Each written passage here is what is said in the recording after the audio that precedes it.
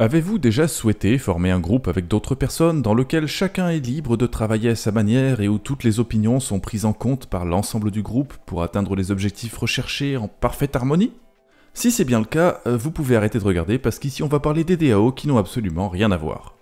Les fameuses organisations autonomes décentralisées ont en effet su faire parler d'elles ces dernières années, mais elles ont souvent été, disons, créativement représentées. Alors nous allons tout reprendre depuis le début pour établir une bonne fois pour toutes de quoi il s'agit sans laisser planer un quelconque malentendu.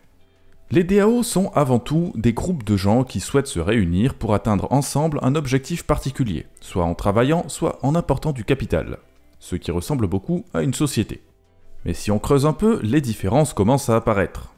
Une différence majeure qu'il y a entre les deux, par exemple, c'est que les DAO ne sont pas régulés par le droit français à l'heure actuelle, ni par la majorité des lois des autres pays du monde, alors que les sociétés le sont. Plusieurs types de sociétés sont définis, chaque type a des exigences spécifiques vis-à-vis de l'organisation de la société, du nombre d'associés, du capital social, des activités concernées. Une SCS est différente d'une SARL qui est différente d'un GFA, etc. Contrairement à ces catégories rigides et prédéfinies, les DAO ne sont pas du tout pareilles. En fait, on a beau les désigner sous un seul nom, ce sont toutes des organisations plus ou moins sur mesure. Peut-être aussi simplement parce que c'est un phénomène encore trop récent pour que l'on puisse vraiment distinguer des catégories. Cependant, il y a quand même quelques éléments que l'on peut considérer communs à toutes les DAO. Premièrement, elles sont construites sur un réseau crypto. Blockchain ou DAG, peu importe, mais ce sont des organisations dont l'existence a été concrétisée par le déploiement d'un contrat intelligent. On pourrait dire que ces contrats intelligents sont l'équivalent des statuts de société qu'il est nécessaire de rédiger et de ratifier pour qu'une société puisse naître. Deuxièmement, en plus du contrat intelligent qui régit leur fonctionnement, les DAO disposent également d'un jeton de gouvernance. C'est un jeton qui joue le même rôle que les parts de société, à la différence qu'il s'agit en quelque sorte d'un titre porteur, contrairement aux parts de société traditionnelles qui sont quasiment toujours attribuées à une personne en particulier au sein des statuts. Dans le cas des DAO, l'identité n'a aucune importance. La qualité de membre, qui est ici le reflet de la qualité d'associé d'une société, dépend uniquement des jetons dont on est détenteur sur son portefeuille. Et il faut le préciser, ces jetons ne sont pas toujours vendus à des membres qui jouent le rôle d'investisseurs. Ils peuvent aussi simplement être donnés en récompense du travail effectué par une personne au profit de la DAO, par exemple.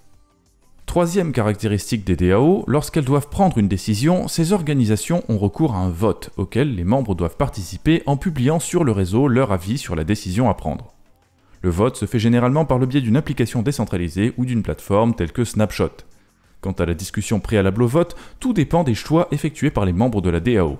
Parfois elles ont lieu sur Telegram, parfois sur le forum adjoint au site internet du projet et parfois sur Discord. Mais dans tous les cas, c'est bien d'un lieu hors chaîne que l'on parle.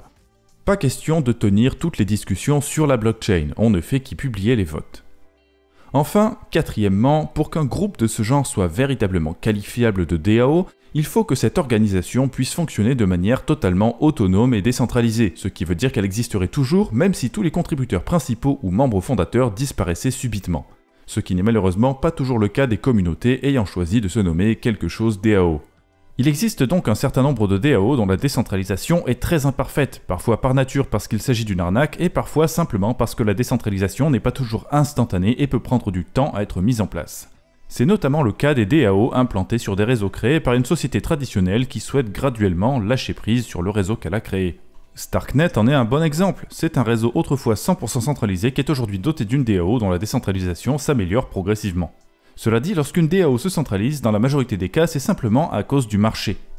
Dès que les membres d'une DAO vendent leurs jetons en masse pour une raison X ou Y et qu'une personne souhaitant prendre le contrôle de l'organisation rachète tout, en pratique l'organisation se centralise, car le pouvoir de vote est dicté par la quantité de jetons dont on est propriétaire. Et c'est quelque chose qu'il faut retenir. Les DAO ne sont pas des organisations démocratiques, malgré la manière dont certaines se présentent. Comme presque toujours dans la crypto-monnaie, ce sont des plutocraties, c'est-à-dire que l'influence de chacun est en corrélation directe avec sa richesse. Vous l'aurez compris, les DAO sont donc loin d'être parfaites, mais ces problèmes ne dureront pas éternellement. Et puis, elles peuvent être intéressantes malgré leurs lacunes actuelles, car elles permettent aussi à des tas de projets de se lancer et à des passionnés de s'unir pour construire des choses incroyables. Certains des projets les plus essentiels de l'univers crypto actuel sont des DAO, comme MakerDAO et sa monnaie stable DAI, la plateforme Curve, l'Ethereum Name Service ou encore DXDAO, une organisation un peu plus petite qui a plusieurs projets complètement différents en parallèle. Bien sûr, les questions légales restent en suspens à l'heure actuelle, et étant donné ce que nos législateurs ont tendance à produire, on peut s'attendre au pire, surtout en ce qui concerne la responsabilité individuelle des membres quand il y a un problème, mais peu importe. De toute façon, vous n'êtes pas obligé d'investir dans les DAO pour bénéficier de ce qu'elles produisent.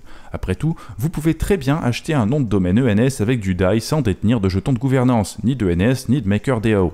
Alors, en attendant que la situation se clarifie du côté du Parlement, ça ne serait pas une mauvaise idée d'aller jeter un œil à la liste des DAO existantes, et bien sûr de surveiller la chaîne YouTube du Journal du Coin jusqu'à la sortie de notre prochaine vidéo.